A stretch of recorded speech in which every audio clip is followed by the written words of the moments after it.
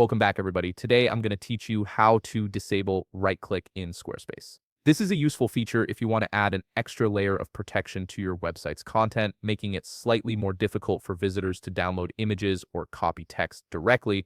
Also, if you're interested in business tools that could improve your workflow, I've dropped a few links in the description down below. To get started, open your browser and navigate to squarespace.com. Once you're there, log into your account using your credentials.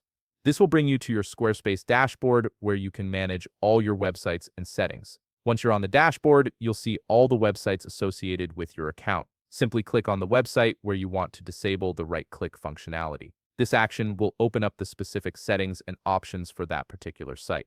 Now focus on the left side menu of your screen. Here you'll find several navigation options. Click on Website and directly under it, you'll see Pages. Click on Pages to access your site's page structure. This section gives you an overview of all the pages on your website, but we're not making changes here just yet. Keep your attention on the left side menu again. This time, scroll down until you find Custom Code, click on it, and underneath you'll see an option labeled Code Injection.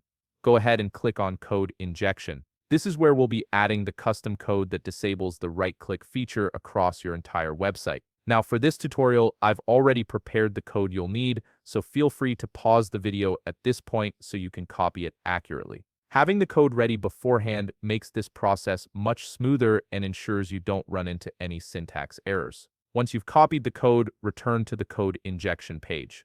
You'll notice there are several fields available, including header and footer sections. For this particular feature, paste the code into the footer field. This placement ensures the code loads properly across all your pages. After pasting the code, click Save to apply the changes. Give it a moment to process and save your settings. Now it's time to test whether the right-click disable feature is working correctly. Navigate to your live website and try to right-click anywhere on the page. You should see a message or notice that the right-click function has been disabled. This confirms that the code is functioning as intended. To make sure it's working site-wide, try changing to another page on your website. Once again, attempt to right-click.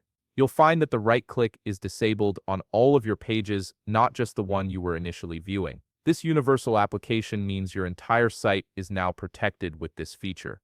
And there you have it, you've successfully disabled the right-click function on your Squarespace website, adding an extra layer of content protection. If you found this video helpful, please leave a like, subscribe, and see you in the next video.